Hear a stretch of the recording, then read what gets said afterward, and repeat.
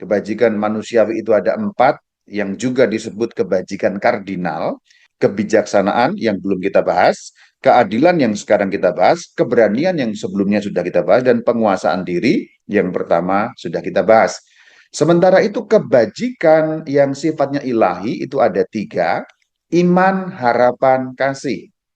Maka karena kebajikan kardinal disebut juga kebajikan manusiawi, sekarang kita baca apa maksudnya kebajikan manusiawi. Dikutip dari KGK 1804. Kebajikan manusiawi adalah sikap yang teguh, kecenderungan yang dapat diandalkan, kesempurnaan akal budi dan kehendak yang tetap yang mengarahkan perbuatan kita. Jadi ini penting sekali. Yang memberikan arah dari tindakan-tindakan sehari-hari yang kita lakukan. Membimbing tingkah laku supaya sesuai dengan akal budi dan iman. Akal budi artinya ya masuk akal sesuai dengan kemanusiaan kita. Yang kedua, iman sesuai dengan iman kita. Yuk sekarang ini pengantarnya sudah. Sekarang kita masuk di bagian keadilan yang ada di dalam Katekismus Gereja Katolik pada artikel yang ke-1807. Keadilan sebagai kebajikan moral. Nah, sekarang kita kemudian tahu juga rupanya ada 3 nama yang sama atau ada 3 istilah yang sama. Jadi kebajikan manusiawi sama dengan kebajikan kardinal, sama dengan juga kebajikan moral. Keadilan sebagai kebajikan moral adalah kehendak yang tetap dan teguh untuk memberi kepada Allah dan sesama apa yang menjadi hak mereka. Nah, rupa-rupanya yang menarik adalah Gereja Katolik itu memberikan 2 macam pengertian. Jadi keadilan kepada Allah, yang kedua keadilan kepada manusia. Ini menarik sekali. Karena biasanya kalau kita bicara mengenai keadilan, umumnya hanya kepada sesama atau ciptaan atau kepada manusia. Berbuat adil sama dengan itu berbuat adil kepada manusia. Tapi rupanya enggak. Maka tema keadilan sekarang kita akan bahas menurut 2 subgagasan atau 2 subtema. Jadi keadilan itu tema utamanya. Kemudian subtema pertama nanti kita akan bahas yaitu keadilan kepada Allah. Yang kedua keadilan kepada manusia atau dalam kurung sesama. Sekarang kita akan masuk kepada keadilan kepada Allah. Ini kan jarang sekali ada di pikiran kita pada umumnya ya. Jarang sekali ada di pikiran kita pada umumnya. Sebab apa? Kalau kita bicara keadilan, itu kan tindakan terhadap manusia. Tapi rupa-rupanya kalau dalam iman Kristen yang Katolik, Katekismus memberikan tuntunan kepada kita, ada keadilan kepada Allah. Kita tahu firman-Nya Tuhan Yesus, berikanlah kepada Allah yang menjadi hak Allah, berikanlah kepada Kaisar yang menjadi hak Kaisar. Itu landasan Alkitabiahnya. Jadi rupa-rupanya berbuat adil arahnya 2, ke atas dan ke samping, saudara-saudari. Berbuat adil ke atas itu kepada Allah, berbuat adil ke samping kepada sesama manusia. Yuk sekarang kita masuk pada bagian pertama, berbuat adil kepada Allah. Kita kutip dari Katekismus masih pada nomor yang sama, 1807 sekarang ya, masih pada ayat yang sama. Demikian bunyinya. Keadilan terhadap Allah, nah ini perhatikan. Keadilan terhadap Allah atau kita dalam terjemahan lain, keadilan kepada Allah, kita selalu meminta, memohon apa segala macam kepada Allah. Pertanyaan besarnya adalah, pertanyaan renungannya hari ini ketika kita bicara mengenai keadilan adalah, apakah kamu, saya, sudah berbuat adil kepada Allah? Apa artinya berbuat adil? Definisi di bagian awal, memberikan kepada Allah yang menjadi hak Allah. Itu artinya berbuat adil. Allah punya hak terhadap hidup kita. Sama seperti kita punya hak terhadap orang lain punya hak terhadap kita. Allah juga punya hak terhadap manusia. Apa itu haknya Allah? Kita akan bahas di bagian selanjutnya. Keadilan terhadap Allah, itu kalimat lanjutannya KGK 1807, dinamakan kebajikan penghormatan kepada Allah. Jadi sebenarnya Alkitab itu sudah memberi kita petunjuk dalam Injil Matius itu berikanlah kepada Allah yang menjadi hak Allah. Nah itu dinamakan juga keadilan terhadap Allah. Artinya Keadilan terhadap Allah adalah memberikan kepada Allah yang menjadi hak Allah. Nama lainnya apa? Penghormatan kepada Allah. Dalam kurung, virtus religionis. Jadi saudara-saudari, keadilan terhadap Allah sinonim sama dengan penghormatan kepada Allah. Sebab kalau kita menghormati Allah, itu artinya memberikan hak Allah sepenuh-penuhnya. Nah, kalimat selanjutnya dalam KGK 1807 ini bicara tentang manusia. Keadilan terhadap manusia dan seterusnya. Maka kita tunda dulu untuk obrolan yang terhadap manusia. Sekarang kita bicara keadilan terhadap Allah yang sama dengan, artinya sama dengan apa tadi? Artinya sama dengan keadilan kepada Allah. Kalau gereja Katolik bicara mengenai keadilan, arahnya dua. Keadilan ke atas sama dengan keadilan kepada Allah. Keadilan ke samping sama dengan keadilan kepada manusia. Oke ya, keadilan dibagi dua, ke atas dan ke samping. Sekarang kita fokus pada keadilan ke atas.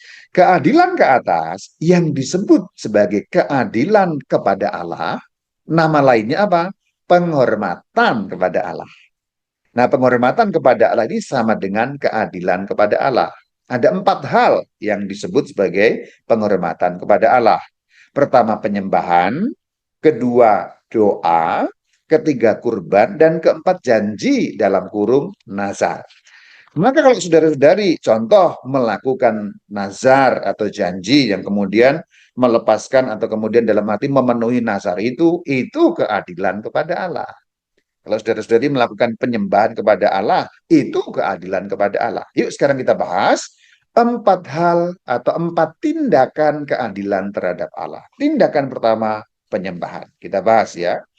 Nah, sebelum bicara mengenai itu, kita bicara mengenai penghormatan kepada Allah, supaya kita mengetahui bagaimana mestinya dilakukan. Dari Katekismus Gereja Katolik 2095. Dasarnya 2095.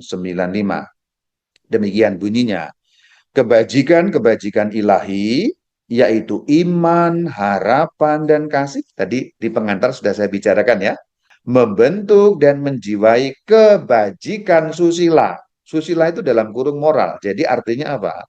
Kebajikan-kebajikan ilahi itu menuntun dan membentuk kebajikan manusiawi. Yang 4 ini, kebajikan kardinal ini. Karena itu, kasih mendesak kita untuk memberi kepada Allah apa yang sepantasnya harus kita berikan kepada Allah. Jadi landasannya keadilan itu kasih. Kalau orang tidak ada kasih, tidak bisa berbuat adil, simpelnya begitu.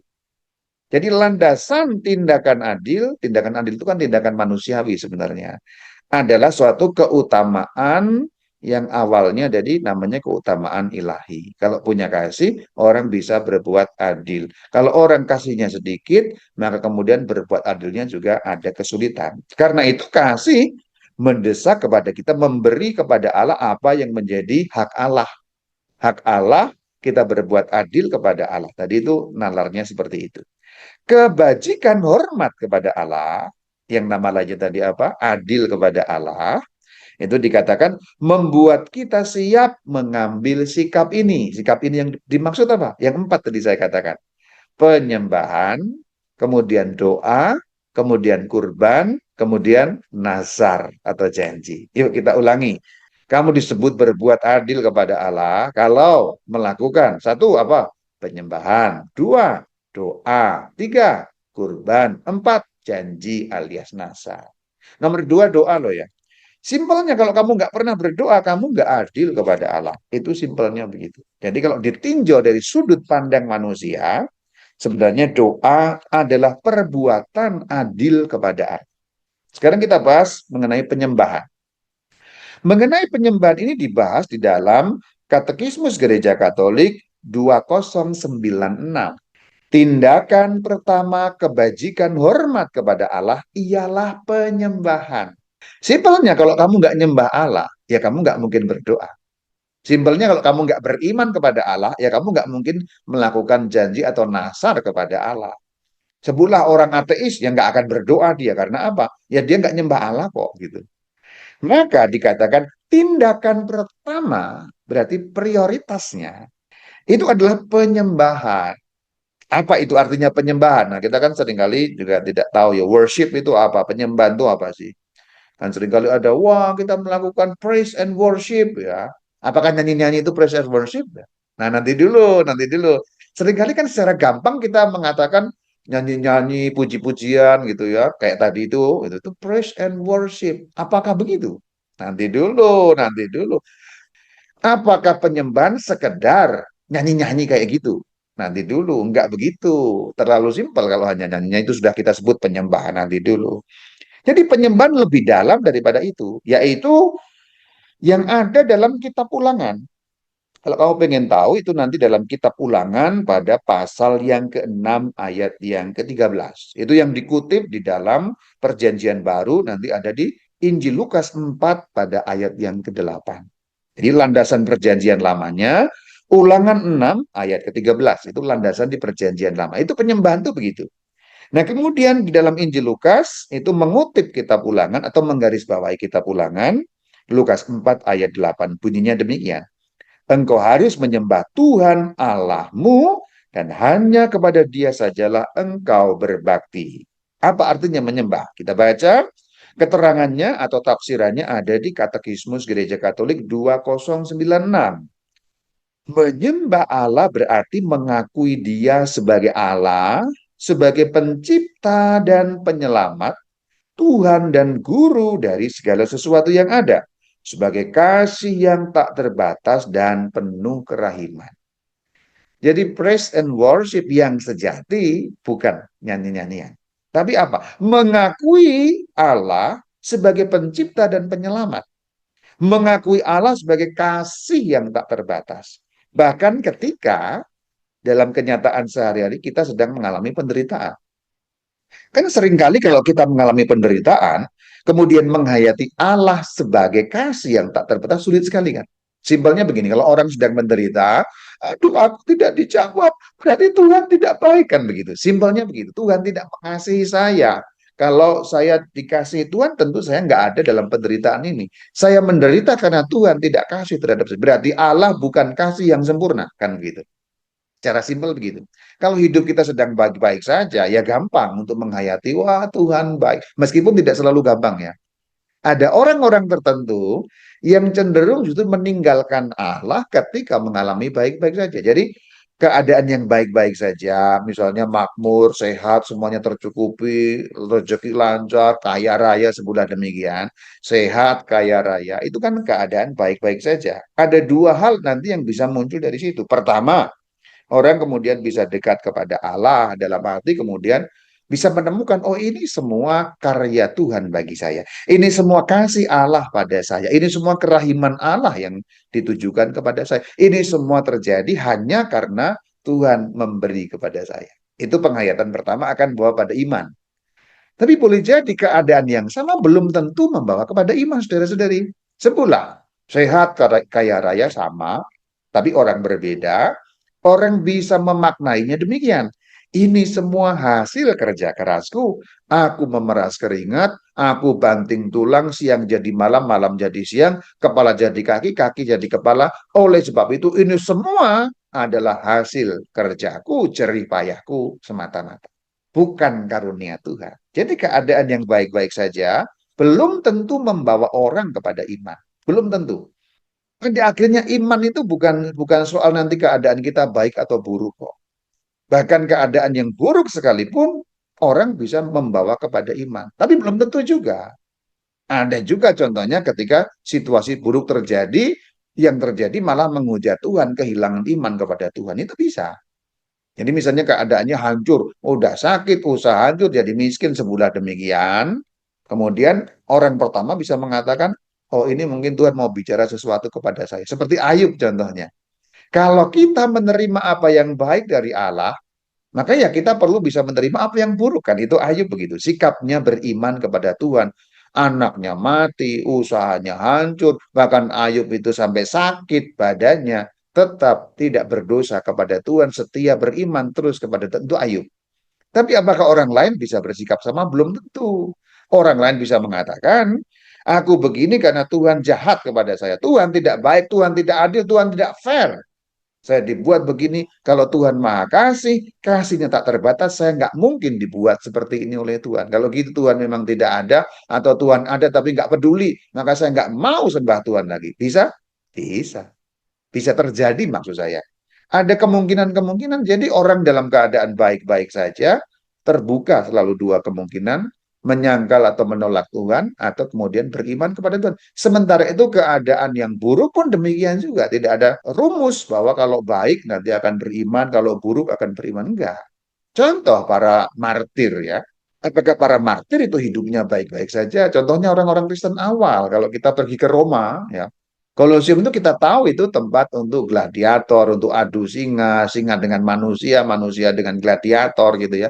Martir-martir awal itu diseret ke tengah Kolosium itu untuk diadu dengan singa, untuk dimakan oleh singa hidup-hidup orang-orang Kristen awal.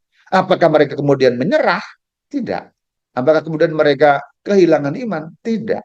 Bahkan penderitaan yang amat sangat tidak membuat mereka kehilangan iman kepada Tuhan. Nah, jadi saudara-saudari, di sini kita perlu memahami bahwa penyembahan bukan pertama-tama nyanyi-nyanyi, kidung-kidung, pujian-pujian, tapi mengakui Allah sebagai kasih yang tak terbatas dan penuh kerahiman. Ini sulit sekali dalam kehidupan kita. Kita ini terganggu sedikit keinginan kita saja, sudah, wah Allah kurang cinta kepada saya. Nah gitu. Ini bagian paling sulit adalah mengakui Allah sebagai kasih yang tak terbatas. Yang kasihnya kepada kita nggak terbatas dan nggak ada syaratnya. Kalau mengakui sebagai sang pencipta, ya mungkin tidak terlalu sulit ya. Yang pertama, menyembah Allah itu artinya mengakui Allah sebagai pencipta. Apa maksudnya? Saya uraikan pelan-pelan. Dunia ini bukan ada dengan sendirinya dalam kata iman Kristen. Kalau orang lain atau iman lain atau orang yang nggak beriman ya boleh ya. Dunia ini ada dengan sendirinya. Misalnya kalau para ateis ya dunia ini spontan ada aja ya. Pokoknya hanya urutan sebab akibat saja gitu. Dunia ini nggak ada Allah ya ada dunia ini. Misalnya orang-orang ateis atau orang-orang skeptis atau kadang-kadang orang yang menganut sientisme ya gitu. Tuhannya, sebutlah Tuhannya atau pandangannya itu hanya pada melulu pada sains. Gitu. Tuhan nggak bisa dibuktikan dengan sains, ilmu pengetahuan. Nyatanya dunia ini kayak gini ya ada sendiri, maka tidak perlu Allah untuk adanya dunia, maka Allah bukan pencipta, karena dunia nggak perlu diciptakan. Nah itu misalnya contohnya begitu. Nah tapi kalau kita kan tidak. Dunia ini diciptakan Allah, creatio ex nihilo, creatio penciptaan ex dari nihilo ketiadaan. Dulu nggak ada menjadi ada, diadakan oleh Allah. Mungkin kalau mengakui Allah sebagai pencipta tidak terlalu sulit ya. Yang lebih sulit mengakui Allah sebagai penyelamat. Di saat-saat hidup kita tidak mudah, di saat-saat hidup saudara mengalami kegoncangan, itu nggak selalu mudah loh. Itu juga pengalaman orang-orang beriman, saudara-saudari. Orang-orang beriman perjanjian baru, itu ketika mulai dari Stefanus, dari penganiayaan yang hebat, apakah mudah untuk mengakui Allah sebagai penyelamat? Loh kok, kalau Allah penyelamat, kok Stefanus dilempari batu sampai mati? Dan kemudian dilanjutkan dengan martir-martir yang lain. Nggak mudah kan? Ada pertentangan antara kenyataan yang kita alami dengan gagasan atau pengakuan yang perlu kita miliki. Nggak mudah itu, sungguh tidak mudah. Atau kalau mundur dalam perjanjian lama ya. Perjanjian lama contohnya kalau kita baca kitab Makabe gitu ya. Makabe 1, Makabe 2 ini di Makabe 2 ada seorang ibu dengan 7 anak. Kamu harus makan daging babi. Daging babi berarti mengkhianati Allah Israel pada waktu itu. Kalau enggak kamu dibunuh. Kemudian ibu itu harus menyaksikan anaknya satu persatu dibunuh dari yang gede sampai yang bungsu. Anaknya disiksa di depan mata ibunya. Itu contohnya begitu. Bagaimana orang bisa menghayati Allah sebagai penyelamat dalam situasi seperti itu? Nggak mudah kan? Atau misalnya contohnya peristiwa besar bagi orang Yahudi, hancurnya kota suci Yerusalem, pembuangan ke Babel. Bahkan rumah Allah yang mereka agung-agungkan, yaitu Bait Suci Yerusalem, Allah bertahta di sana, itu ada Kenisha Allah, Shekinah di situ Allah, itu Bait Suci, kediaman Allah, dihancurkan bangsa Babel, hancur rata dengan tanah, dibakar, dijarah, orang-orangnya dibuang ke Babilonia. Itu umat Allah perjanjian lama. Nggak mudah loh menghayati Allah sebagai penyelamat. Namun, kembali ke tema ini, kalau kita bisa menghayati Allah sebagai penyelamat apapun keadaan hidup kita berbuat adil kepada Allah. Kita tidak berbuat adil kepada Allah kalau kemudian menuduh Allah kasihnya berkurang, Allah nggak fair gitu. Itu contohnya, contohnya begitu ya. Nah, kemudian menghayati Allah sebagai kasih yang tak terbatas dan penuh kerahiman. Oke, simpelnya begitu ya, simpelnya begitu. Saya baca ulangi kalimatnya. Setelah saya jelaskan, saya ulangi lagi. KGK 2096. Tindakan pertama kebajikan hormat kepada Allah ialah penyembahan. Penyembahan artinya mengakui Allah sebagai pencipta dan penyelamat, Tuhan dan guru dari segala sesuatu yang ada, sebagai kasih yang tak terbatas dan penuh kerahiman. Sekarang kita bahas 2097 ya.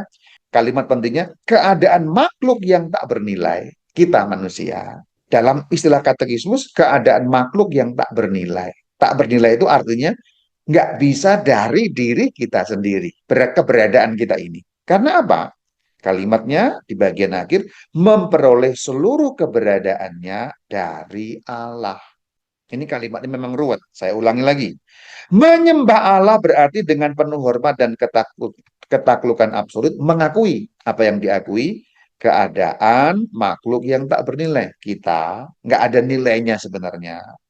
Yang memperoleh seluruh keberadaan kita dari Allah. Simpelnya, kalau nggak ada Allah, kita nggak ada. Kalau nggak ada Allah, kita nggak hidup. Kalau nggak ada Allah, benar-benar kita sudah tamat riwayatnya. Ini sekarang saya pakai bahasa simpel renungan saja. Berapa menit manusia tahan tanpa oksigen? Ya, ini oksigen itu berarti kan nafas kita sehari-hari. Ini hal simpel yang jarang kembali kemudian disadari karena begitu biasanya. Bahkan kita melakukan itu nggak pakai pikiran sudah. Nafas itu kan kamu nggak perlu mikir kan, nggak perlu mikir. Sekarang tarik nafas, hembuskan, nggak perlu pakai begitu. Bahkan Anda tidur, Anda bernafas. Jadi begitu mudahnya kita melakukan nafas, kecuali sedang nanti ya buntu atau sedang ada sakit. Kalau dulu kita sedang ada sakit namanya itu virus corona kena ya kita harus pakai apa namanya yang ventilator itu ya. Kalau nafas kita terganggu, baru kita memahami betapa keberadaan kita sangat tergantung gitu. Itu simpelnya begitu. Tapi kalau semuanya baik-baik saja, nafas itu nggak kita anggap penting kok. Ya, sambil main HP Anda bernafas gitu. Ya, sambil makan Anda bernafas. Anda tidur pun Anda bernafas. Maka nafas tidak dianggap penting. Apa yang mau saya katakan? Sebenarnya kalau kita ngomongin oksigen, manusia itu hanya tahan 3 menit tanpa oksigen. Rata-rata. Ya, kalau ada ramak yang 7 menit, ya itu manusia di atas rata-rata. Kalau kemudian oksigen nggak masuk ke badan kita, sel-sel tubuh kita itu mulai rusak. Sel otak juga mulai rusak. Dan kerusakan sel otak itu nanti keadaannya tidak terpulihkan. Jadi Anda bayangkan sebenarnya hidup kita ini yang milik kita sendiri ini bahasa gampangnya aja. Yang bahasa gampangnya aja.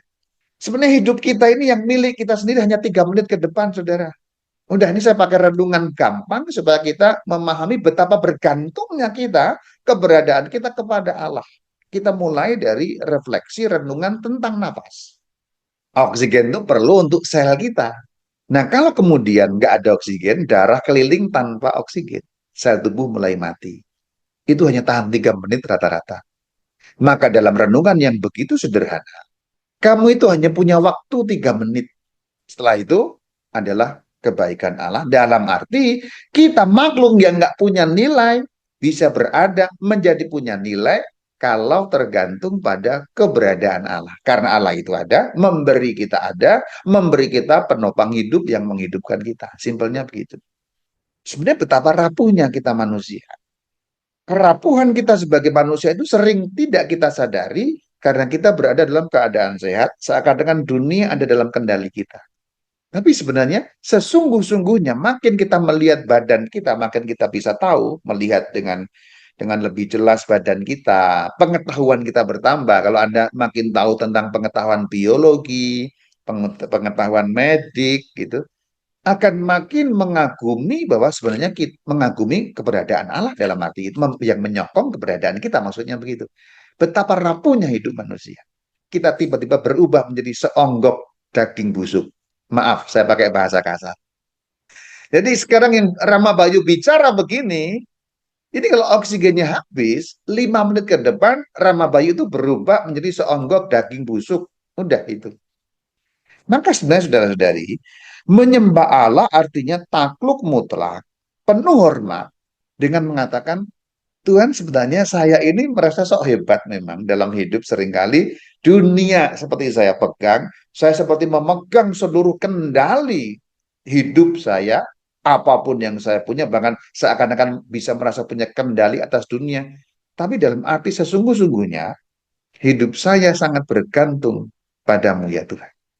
Pengakuan seperti itu sebenarnya dalam arti iman Katolik adalah keadilan kepada Allah.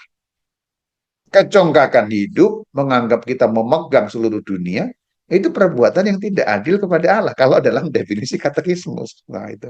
Jadi rupanya keadilan itu pertama-tama adalah arahnya kepada Allah. Tentu nanti kepada sesama. Karena apa? Karena iman kepada Allah membawa konsekuensi tindakan kepada sesama kan begitu. Ya kamu disebut bohong atau dusta kalau beriman kepada Allah tapi menindas sesama. Nah itu kan selalu dikatakan begitu. Kalimat lanjutannya, menyembah Allah berarti memuji Allah sebagaimana Maria di dalam Magnificat. Bersyukur kepadanya, merendahkan diri di hadapannya. Tadi itu merendahkan diri yang tadi saya katakan. Kamu boleh renungan sendiri juga sih. Kalau saya memang begitu betul. Kadang-kadang saya ini yang merasa ya ini pencapaian saya. Bahkan merasa dunia itu ada dalam genggaman saya. Saya kira hampir semua orang pernah lah ngalami seperti itu. Kerendahan hati di hadapan Allah itu sungguh tidak mudah. Sebenarnya kalau kita mengatakan hidup ini milikku, di bawah kendaliku, semua ini semua aku yang bikin, itu sebenarnya dalam arti tertentu memang kita sudah tidak berbuat adil kepada Allah. Sungguh sulit sekali untuk mengatakan ini semua tergantung pada Allah. Kadang-kadang memang kita mengucapkan, tapi lebih kepada untuk omong-omongan aja, omong-omongan. Jadi kita nggak yakin-yakin amat gitu. Kita kalau bicara bagi depan orang sharing, wah kita rendah hati ini semua karya Tuhan. Tapi di baliknya belum tentu tuh aslinya menghayati begitu. Gitu. Orang sukses dipuja-puji terus nanti di persekutuan doa memberi kesaksian, ini semua adalah karunia Tuhan. Belum tentu hatinya ngomong begitu. Ini saya terus terang aja mengatakan. Belum tentu hatinya ngomong begitu. Itu hanya karena kesaksian di depan orang, wajibnya ngomong begitu. Jadi ngomong begitu bukan dari keseluruhan jiwa dan hatinya, tapi karena ya pantas-pantasnya kan ngomong begitu kalau kesaksian gitu. Oke, silahkan Anda renungan sendiri ya. Boleh renungan sendiri. Kadang-kadang kalau saya itu ngomong lurus kayak pedes gitu, tapi ya kebenarannya memang begitu. Oke, saya lanjutkan. Merendahkan diri di hadapan Allah, waktu orang mengakui dengan penuh terima kasih. Nah, terima kasih, syukur berarti kepada Tuhan bahwa Allah melakukan yang besar dan bahwa namanya adalah kudus. Menyembah Allah membebaskan manusia dari ingat diri, perbudakan dosa, dan pendewaan dunia. Ini dia. Kalau kita berbuat adil kepada Allah, yang artinya melakukan penyembahan kepada Allah, yang artinya kemudian mengakui diri ini nggak ada nilainya sesungguhnya, itu membuat kita bebas dari 3 hal. Yang pertama, ingat diri. Ingat diri itu maksudnya apa? Saya ini penting. Memang kita manusia ini penting dan manusia senang dianggap penting. Imam sekalipun, Rama Bayu sekalipun, kita semua sudah. Ya kalaupun nggak kita semua, saya lah. Jadi kalau manusia menghayati saya penting menguasai diri, saya maha penting menguasai, memegang dunia, lalu kan seenak-enaknya. Lalu pendewaan dunia. Menganggap dunia ini satu-satunya kenyataan yang ada. Menyembah Allah selesai. Jadi saya ulangi, dari awal tadi nalarnya, kalau kita berbuat adil kepada Allah, pertama-tama nyembah Allah. Worship, praise and worship. Gampang gitu? Enggak. Enggak segampang nyanyi-nyanyi gitu ya. Itu bukan praise and worship itu. Itu bukan praise. Meskipun istilahnya praise and worship. Praise and worship itu kalau kamu tadi sudah bisa melakukan ini. Allah itu penyelamat saya. Dengan sungguh kesungguhan sampai jiwamu, bukan hanya omongan gitu ya. Mengakui Allah itu kasih yang tak terbatas. Meskipun keadaan hidupmu mungkin sedang sulit. Nah itu penyembahan yang sejati itu begitu. Jadi pada akhirnya penyembahan itu adalah pengakuan yang dalam sampai kedalaman roh dan jiwamu bahwa Allah itu penyelamat saya dan kasihnya tak terbatas. Meskipun dalam kenyataan hidup ini sekarang Saya mengalami kesulitan-kesulitan yang barangkali kayaknya terlalu besar untuk saya tanggung. Itu penyembahan yang sejati pada akhirnya begitu. Jadi Allah tidak kehilangan tempatnya dalam jiwa. Karena Allah kita tempatkan pada tempat yang sesungguhnya haknya Allah. Selesai penyembahan, sekarang doa. Dikutip dari Katekismus Gereja Katolik 2098. Tindakan iman, harapan, dan kasih yang dituntut perintah pertama disempurnakan di dalam doa. Jadi doa itu inti pentingnya apa sih? Menyempurnakan tiga hal. Iman, harapan, kasih. Jadi doa pertama-tama bukan soal meminta, bukan. Ya. Doa yang rutin akan membuat imanmu makin besar, makin sempurna. Harapanmu tak pernah hilang. Kasihmu semakin dimurnikan. Itu sebenarnya tujuan dari doa. Saya baca kalimatnya, tindakan iman, harapan, dan kasih disempurnakan dalam doa. Jadi doa itu barangkali seperti nggak ada langsung wujud hasil atau apa namanya dampaknya. Saya udah minta aku 9 gua, 9 kali, 9 tahun, 9 bulan nggak ada apa-apa. Loh bukan itu. Imannya, harapannya, kasihnya disempurnakan. Itulah doa. Kalimat lanjutannya. Kita menyembah Allah kalau kita mengangkat roh dalam doa pujian dan doa syukur, doa syafaat dan doa permohonan kita. Jadi rohnya yang diangkat bukan hanya sekedar badannya. Maka dalam misa, apakah ada banyak orang berdoa? Enggak banyak ternyata. Karena ada banyak yang mendewakan dunia. Apa? Ini nyambung ke yang tadi, pendewaan dunia. Apa itu salah satu wujud pendewaan dunia? Main ponsel. Lagi misa kok bisa-bisanya Anda itu malah live Instagram gitu. Itu pendewaan dunia, itu berhala benar dalam arti yang sesungguhnya. Agak umum. Tapi apakah yang agak umum itu harus kita biarkan? Enggak. Saya kalau di Purwakarta keras sekali dalam soal itu. Keras karena apa? Mendidik. Keras dalam arti untuk mendidik umat. Ya. Mengangkat roh karena doa yang puncaknya doa itu ada di mana sih? Doa syukur agung ada di mana itu? Ekaristi atau kurban misa kan namanya doa syukur agung. Maka dikatakan doa syukur yang maha agung, yang penting, yang utama gitu. Itu puncak-puncaknya doa itu di situ gitu. Kok bisa-bisanya di puncak-puncaknya doa kok sembarangan gitu. Nah, itu contohnya. Itu berarti sebenarnya sedang tidak adil kepada Tuhan loh. Detik ketika kamu misa, simbolnya kemudian main HP, kamu berbuat tidak adil kepada Allah. Ini sederhananya begitu. Jadi keadilan itu juga bicara mengenai hak Allah, saudara, bukan bukan hanya bicara kepada hak manusia. Doa, kalimat lanjutannya, adalah satu prasyarat yang mutlak perlu untuk menghayati perintah-perintah Allah. Jadi doa itu pada akhirnya apa? Syarat yang nggak bisa disangkal kalau kamu mau patuh kepada kehendak Allah. Jadi pada akhirnya doa bukan supaya dipuaskan keinginan saya, tapi supaya kita makin mampu melaksanakan kehendak Allah. Contoh doanya yang disampaikan Tuhan Yesus. Ya Bapak, aku ingin supaya cawan ini berlalu, tapi atas kehendakmu, bukan kehendakku. Contoh begitu. Kalau keinginannya manusia, manusia mau nggak menderita secara intuitif atau secara naluriah ini? Ya nggak ada yang orang mau menderita. Yesus adalah manusia, jangan lupa. Yesus sungguh Allah, sungguh manusia. Sebagai manusia mau nggak menderita? Yang enggak. Nggak ada orang mau merasakan nyeri. Nggak ada orang nggak mau terima kesakitan, nggak ada gitu. Maka sebagai manusia, aku pengen cawan ini berlalu. Maksudnya apa? Jangan menderita deh gitu. Tapi atas kehendakmu, kehendak Bapak, bukan kehendak saya. Jadi pada akhirnya doa memungkinkan kita bisa menghayati perintah-perintah Allah yang meskipun tampak begitu sulit di hadapan kita. Ini nyambung dengan yang pertama tadi. Tetap menganggap Allah, menilai Allah sebagai kasih yang tak terbatas, meskipun tampak dalam penghayatan hidup harian, sepertinya saya nggak dikasih. Sepertinya saya nggak dikasih. Tapi Allah tetap kasih kepada kita. Nah itu doa. Jadi doa ada dua hal yang penting. Satu, doa itu menyempurnakan iman, harapan, dan kasih. Nomor dua, pentingnya doa apa? Memampukan kita menghayati perintah-perintah Allah. Jadi kita lebih mampu melakukan perintah-perintah Allah kalau kita berdoa. Kalau nggak doa, ya sulit ya. Kasih itu sabar ya. Kalau didoakan terus, ya itu pun sering jebol juga. Itu cita-cita saya itu cuma satu ayat itu sebenarnya dalam hidup saya itu. Kasih itu sabar gitu. Tapi saya tuh ya nggak sabar-sabar seumur-umur gitu udah. Ada perkembangan ya, 2-3 langkah ke depan, merosotnya 10 langkah ke belakang gitu.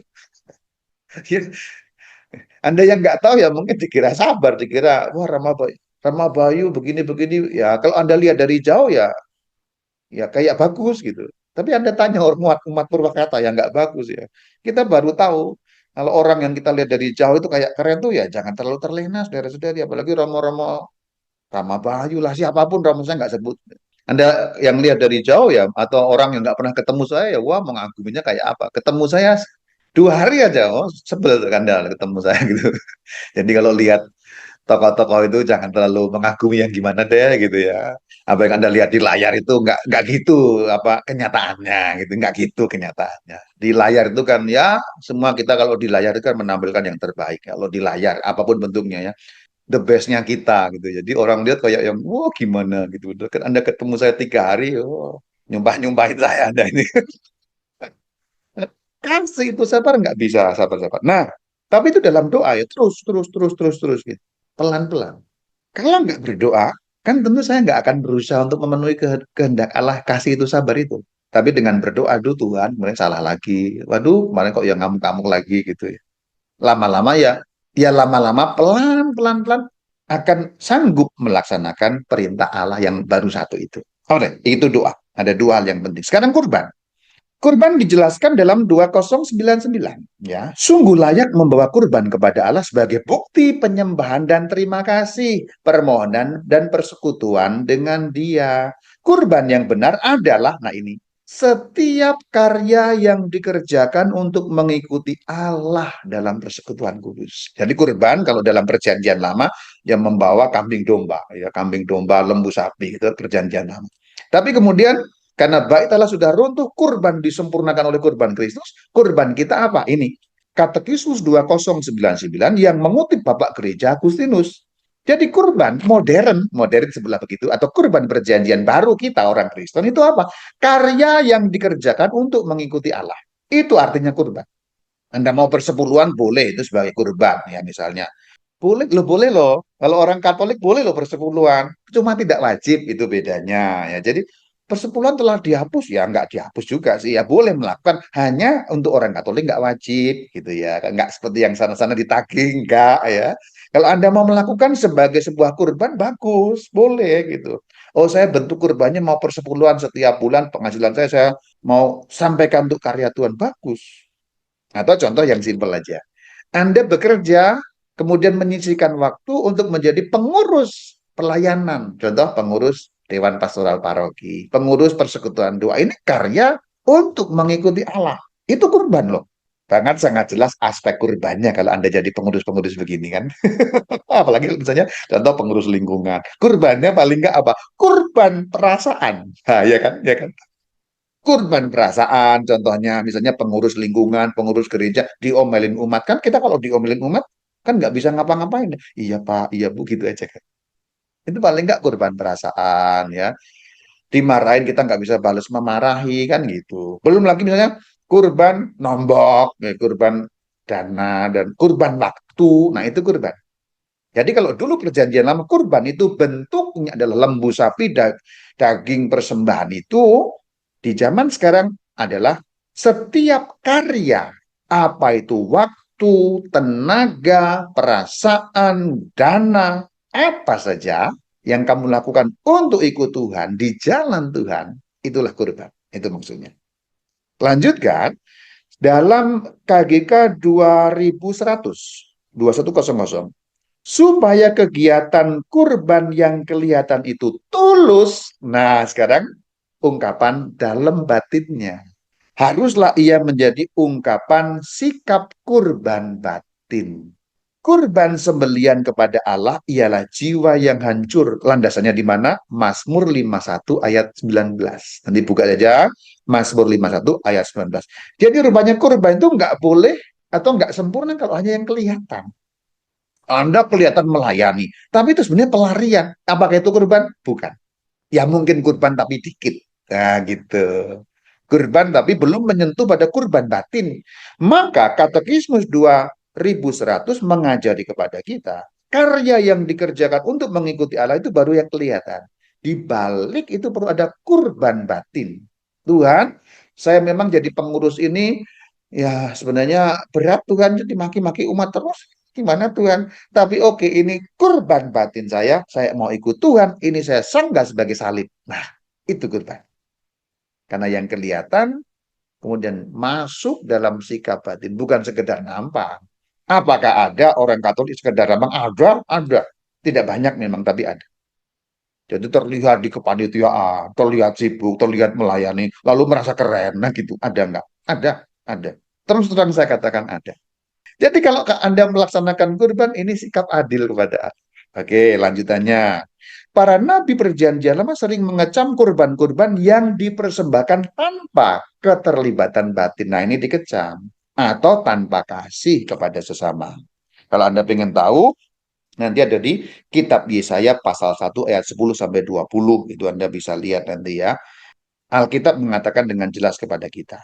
Kurban sempurna, sekarang kita bicara mengenai kurban sempurna, ialah satu-satunya kurban yang dibawa Yesus disalib dalam penyerahan diri sepenuhnya kepada kasih Bapa dan demi keselamatan kita. Itu kurban yang sempurna satu-satunya dan menjadi keselamatan bagi kita. Kalau kita mempersatukan diri dengan kurbannya, kita dapat menjadikan hidup kita suatu persembahan kepada Allah. Persembahan kepada Allah artinya berbuat adil kepada Allah. Caranya apa? Mempersatukan kurban kita yang kecil-kecil tadi itu dengan kurban Kristus. Tuhan, ini saya dimaki-maki umat ya, sakit Tuhan, sakit banget. Tapi saya tahu Tuhan juga dimaki-maki, diolok-olok. Saya persatukan ini. Itu persembahan, itu perbuatan adil kepada Allah. Dan itu juga menumbuhkan iman kita. Nah itu. Sekarang mengenai kurban selesai. Sekarang mengenai nasar atau janji kepada Tuhan. Ada di KGK 2101. Dalam berbagai kesempatan, seorang Kristen mengucapkan janji kepada Allah. Janji kepada Allah namanya nazar. Saat apa itu? Saat baptis, penguatan, perkawinan, tahbisan, selalu berhubungan dengan janji semacam itu. Karena kesalehan pribadi, jadi itu tadi yang umum ya, kalau kita mau dibaptis kan ada janjinya, janji baptis yang kita ulangi gitu ya. Mau perkawinan ada janji perkawinan, itu nazar kepada Tuhan ya. Tapi di luar itu, karena kesalehan pribadi, karena kesucian kita mau ikut Tuhan dengan lebih baik, umat Kristen dapat menjanjikan satu perbuatan, satu doa, sedekah, ziarah, atau semacam itu kepada Allah. Umpamanya, Tuhan saya kalau begini ini janji akan begini. Jadi bisa perbuatan, melakukan apa. Bisa juga doa, bisa juga sedekah, perbuatan baik kepada sesama. Bisa juga ziarah, dan hal-hal lain yang dijanjikan. Dengan memenuhi janji atau nazar kalau bahasa Alkitabnya, itulah penghormatan yang harus diberikan kepada Allah dengan setia. Simpelnya, kalau Anda sudah bernazar dan tidak melakukan, itu bahasa simpelnya, Anda nggak berbuat adil kepada Anda. Jadi Anda nggak punya keadilan. Gitu.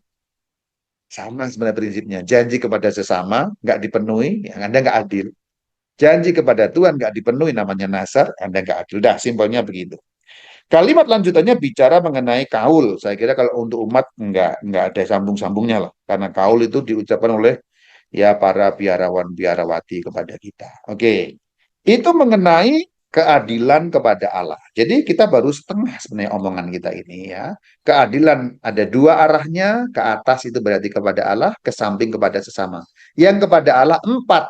Satu, penyembahan. Udah benar belum penyembahan kita? Kalau udah benar kita adil. Kalau belum ya diperbaiki. Doa. Doa. Kalau malas doa berarti Anda gak adil kepada Allah. Kurban. Nah, pengorbanan kita udah sampai ke dalam batin belum? Nomor empat apa tadi? Nasar. Ya, udah dipenuhi belum nasar-nasar Anda? Kalau belum ya berarti nggak adil. Kalau sudah ya mulai adil. Jadi itulah empat hal yang menjadi ukuran keadilan kepada Allah. Sekarang kita masuk kepada sesama. Nah, keadilan kepada sesama itu kalau kita kembali pada katekismus, ada di katekismus 1807 ya, saya baca sekarang. Keadilan terhadap manusia mengatur supaya menghormati hak setiap orang. Membentuk hubungan antar manusia, harmoni yang memajukan kejujuran terhadap pribadi-pribadi dan kesejahteraan bersama. Kalau ada haknya orang, kita hormati. Nah, itu bentuk keadilan. Di Indonesia, kalau kita bicara mengenai keadilan, waduh, perjuangan kita sulit sekali. Sulit sekali. Karena apa? Karena memang masyarakat kita itu masyarakat yang nggak adil, bahkan sejak dari pikiran. Maksudnya apa? Begini, ini kalimat lanjutannya penting sekali. Jadi perbuatan adil itu rupanya perlu kita lakukan sejak dari pikiran. Masalahnya adalah masyarakat Indonesia itu udah nggak adil sejak dari pikiran. Buktinya ada di mana? Di medsos. Kalau Anda tahu tentang medsos, Anda tahu yang saya maksud, manusia Indonesia itu sudah nggak adil sejak dari pikirannya. Komentar-komentar di medsos hanya video sepotong, tapi komentarnya itu waduh, kadang-kadang pedesnya minta, bahkan orang itu nggak tahu persis apa yang terjadi. Karena kalau Anda buka medsos hanya sepotong video, kita nggak tahu konteksnya apa, sepotong kecil yang sebenarnya nggak menjelaskan apapun. Komentarnya, waduh, busuknya luar biasa. Nggak jarang juga terjadi konten rohani misalnya. Waduh, kaget itu isinya banyak kalau nggak disensor oleh admin. Admin sekarang sensor itu yang kata-kata busuk-busuk itu nggak ditampilkan. Dulu di awal-awal sekarang ada, hanya admin yang bisa lihat kalau Anda buka channel Katkit itu, waduh busuk. Itu kenapa orang bisa begitu? Nggak adil sejak dalam pikiran. Dan repotnya kita terbiasa berbuat nggak adil sejak dalam pikiran. Oke, saya baca ayatnya dalam KGK. Ada di KG 18.7. Mungkin kalau yang cukup penting nanti ini deh. Latihan kita barangkali ini untuk memperbaiki ya kita nggak usah ngomong yang adil-adil yang gimana dulu. Adil dulu dari pikiran deh gitu ya. Saya baca di sini. Manusia yang adil. Nah, manusia yang adil. Manusia yang berbuat adil kepada sesama yang sering dibicarakan dalam kitab suci dan seterusnya menonjol karena kejujuran pikirannya. Yang kedua, ketepatan tingkah lakunya terhadap sesama. Jadi keadilan itu kalau mau dinilai, keadilan kepada sesama dua hal, saudara-saudari, dua hal. Satu adil di pikiran, dua adil di tindakan. Maka katekisme membedakan dua hal itu. Jadi manusia disebut adil secara Katolik kalau adil mulai dari pikiran, kemudian lanjut adil dalam tindakan. Tadi yang saya katakan contoh tadi, komentar-komentar busuk dalam medsos itu pasti dimulai dari pikiran yang tidak adil. Di contoh ya, kami ziarah ke pintu suci supaya mudah, saya itu membuat doa, nyanyian dan seterusnya pakai PDF. Berarti ada di HP dong, ada di HP dong, ini HP ya. Jadi peserta itu saya izinkan untuk menggunakan HP bahkan ketika sedang misa, tapi tentu hanya untuk nyanyi, hanya untuk doa gitu loh. Maka kalaupun nanti Anda lihat video, saya lihat HP ketika masuk pintu suci saya pakai HP, itu untuk doa. Tapi itu di flight mode sebenarnya, mode penerbangan sehingga HP-nya mati sebenarnya. Hanya supaya bisa buka PDF nyanyi gitu. Itu karena saya izinkan menggunakan HP supaya praktis, nggak usah bawa buku kemana-mana. Kalau di buku kan namanya sekarang kita susah kan bawa buku apa segala macam. Kalau HP kan selalu bawa. Maksud saya begitu. Jadi saya share di HP PDF-nya supaya mudah karena HP itu hampir nggak pernah ketinggalan kalau kita sekarang. Kalau buku apa kan gampang ketinggalan. Kalau buku cetak gitu maksudnya. Dengan maksud itu saya izinkan pakai HP. Itu muncul dalam siaran di Katkit itu ada video kami sedang misa, sedang nyanyi, orang memang bawa HP. Wah, komentarnya busuk-busuk gitu. Maksudnya saya tahu begini loh. Ya kita tahu pakai HP itu salah dalam misa, betul. Tapi kan orang yang nonton itu kan nggak tahu konteksnya gitu. Berarti pikirannya sudah nggak adil dari awal gitu. Langsung judgmental gitu. Orang ini tahu nggak sih apa sih ini kepada bla bla bla bla bla busuk-busuk lah. Itu di channel Katolik yang bicara iman. Artinya apa? Di balik itu ada pikiran yang tidak adil dari awal. Pikiran yang tidak adil dari awal. Dan itu sering terjadi di kalangan kita. Jadi kalau kita ngomong keadilan kepada sesama, dua hal. Seringkali kan hanya tindakan, hanya tindakan. Hanya perbuatan yang disebut adil. Ternyata kalau kita bicara mengenai iman kita, katekismus mengatakan kejujuran pikiran dalam arti berbuat adil mulai dari pikiran. Itu luar biasa sering gagal kita ini. Lihat sepenggal, lihat sepotong, menyimpulkan, kemudian judgmental gitu loh. Itu Anda nggak adil loh. Coba sekarang kembali pada dirimu masing-masing. Sering nggak begitu? Sering, saya juga sering gitu. Tapi saya berusaha latihan, supaya mulai berbuat adil kepada manusia, kepada sesama, mulai dari pikiran. Paling nggak cari info lebih panjang, atau kalau nggak klarifikasi, memperjelas, baru menyimpulkan. Kita ini biasanya lihat sepotong, menyimpulkan terus jahat. Mulut nyantah, dengan tangan kalau sekarang dengan medsos itu, dan seterusnya. Itu kita gagal dalam hal keadilan. Saya kira kepada sesama, mungkin kalau tingkah laku diuraikan tentu akan banyak ya. Tapi saya garis bawah itu dulu deh. Barangkali ini yang untuk kita orang Indonesia tidak terlalu gampang itu ya. Apalagi dengan dunia medsos. Yuk saya ajak sekarang, orang yang beriman itu punya kebajikan manusiawi, salah satu keadilan.